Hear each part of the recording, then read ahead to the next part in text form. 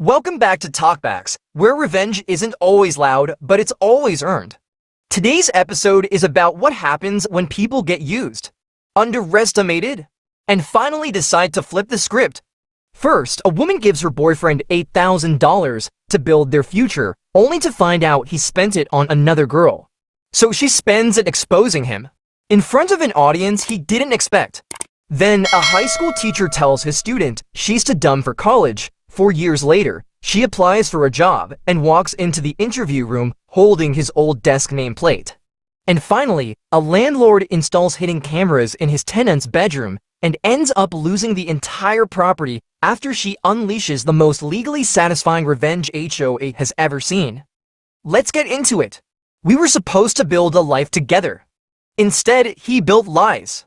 And I paid for them, literally. But here's what he didn't know. That same money he stole, I spent it exposing him to thousands of people, while he stood on stage pretending to be a founder. His name was Darren. We met at a coffee shop where he was working on a startup. Translation, sitting with his MacBook open, scrolling Reddit and Googling how to get investors. But he was charming. Talked big. Dreamed big. Called me his piece. Within 6 months, we were living together. He was broke, all in on the vision. I paid rent, groceries, WIFE. He paid. With promises. Then came the ask. One night, he came home excited. Babe, I have a real shot. A friend's cousin runs a niche tech accelerator. They're looking for underdog founders. I just need to show some seed money, $8,000. They'll triple a match it. It's our future. I was skeptical. He showed me mock-ups, slide decks, even fake texts from the so-called investor. I caved. I transferred $8,000 from my savings account, money I'd worked 3 years for, into his business PayPal. He kissed my forehead. You won't regret this. He disappeared for a full weekend. No updates. No pitch meeting photos. No progress. Then I noticed his Instagram story, a bar, a steak dinner, a bottle of champagne. A Venmo payment, thanks for the wild weekend. The name. Cassidy, the girl he once swore was just a friend. I confronted him. He said I was paranoid. He accused me of sabotaging his ambition. Then he stormed out and didn't come home for 2 days. I cried. Then I sat down and started planning. You see, Darren didn't just steal my money. He had an ego, and that ego wanted attention. He'd been promoting an exclusive launch party for his product, scheduled 2 weeks later at a local co-working space. He even built a website with our SVP. So I RSVP'd as myself, and 47 of my friends. I also built something else. A Google Drive folder titled Where Your Investment Went. Screenshots of the Venmo payments. Photos of him and Cassidy. A video of him trash talking his dumb investors in our kitchen. The bank transfer receipt from my account. Voice memos of him laughing about scamming suits with startup talk. Then I turned it into a 12-minute video and booked a live stream slot to go live the moment he took the mic at his launch party. I showed up wearing the dress he said made me look too ambitious. Sat front row. When he walked on stage and said, "Let me show you what I've built," I stood up and said, "Actually, Darren, I'll show them." I pressed go live. The live stream started playing on the projector screen. His face, his texts, his bragging, his lies. Gasps, silence, then murmurs. Someone in the back shouted, "Yo, is this real?" Darren froze. I looked at him, smiled, and said, "You're welcome." I used the $8,000 exactly how you asked to show people what you built. The video was saved, clipped, uploaded, and re-shared. He lost every friend in that room. Cassidy blocked him. His accelerator contact never existed. And me? I started a YouTube channel that night, titled Receipts and Red Flags. 3 months later, I had 40,000 subscribers. The video paid me back the $8,000 in ad revenue, and then some. If someone uses you to fund their fantasy, use the truth to bankrupt their reality. And now, let's talk about a teacher who once told a student she'd never be anything. only to find her standing in his old office, holding his job offer. Some teachers inspire. Others just imprint scars you'll never forget. Mr. Langston did the latter. He was my 11th grade advanced civics teacher, emphasis on advanced, because he never let me forget I didn't belong in that classroom. I wasn't loud. I didn't raise my hand much, but I submitted every assignment on time with care. Still, nothing was ever good enough for him. He'd read my essays in front of the class and say things like, "This would be solid for remedial." Once, I got a B+ on a mock congressional hearing. He looked at me and said, "You know, not everyone's cut out for higher ed. Some people are just vocational." That word stuck with me. Vocational? Like I wasn't smart enough to think, just fix pipes or file papers. That week, he pulled me aside and suggested I consider alternatives to college. I walked out of class. I cried in the bathroom, and then I got to work. I studied harder, graduated top 10% of my class, went to a public university on scholarship, majored in political science, graduated with honors. Then I did something I never thought I would. I applied for a teaching credential in civics. 4 years later, I moved back home. Looking for jobs, I saw it. Position opening, high school social studies. Seeking dynamic, student-focused instructor. Prior AP or advanced track experience preferred. The school.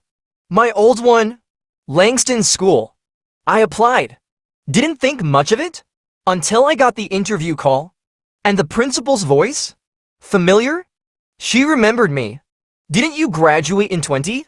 "Yep, from this very classroom," I replied. I showed up early, resume in hand, portfolio ready.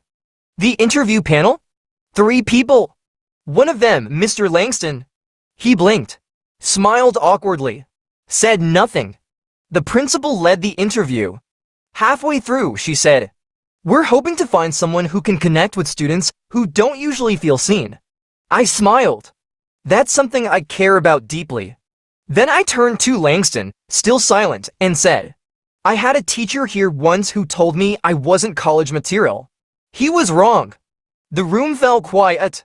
She asked if I had any teaching samples. I handed over a lesson plan titled, "How Educators Can Shape or Shatter Belief." Langston didn't speak again. A week later, I got the offer. Full-time. Langston was retiring early due to stress. Rumor was, he'd requested the retirement after the interview panel. The first day of school, I walked into his old classroom. Same chairs, same podium, same desk. Inside the drawer, a nameplate, Mr. Langston. I taped it to the bottom of the desk.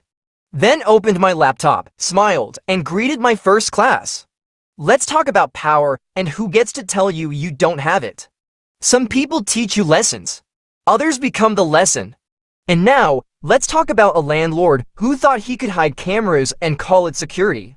Until the tenant turned the lens around and destroyed everything he owned. I always thought I was paranoid. I double check locks. I unplug smart devices. I tape over laptop webcams. People teased me about it. Even my boyfriend said I watched too many documentaries. But let me tell you something. Paranoia feels a lot like preparedness. After you find a hidden camera in your bathroom vent, the place was a dream? Tiny 1-bedroom unit over a garage. Private entrance. Cheap rent. Quiet street. The landlord, Steve, lived in the main house. He was in his 40s, polite, tech-savvy, always bragging about his smart home gadgets. The first red flag. He insisted on giving me the Wi-Fi router he set up. The second, he said he needed access once a month for filter inspections. The third, he'd always bring up things I hadn't told him, like when I had friends over, or when I showered late. At first, I brushed it off. Then one night, while cleaning the bathroom ceiling fan, something glinted. It was a tiny pinhole lens, hidden in the vent grate. I froze. Then I unscrewed it. The wires led. No were visible. I took it straight to a friend who works in security systems. His verdict, and definitely recording. I went home, checked every smoke detector, outlet, and wall plate. Found 3 more.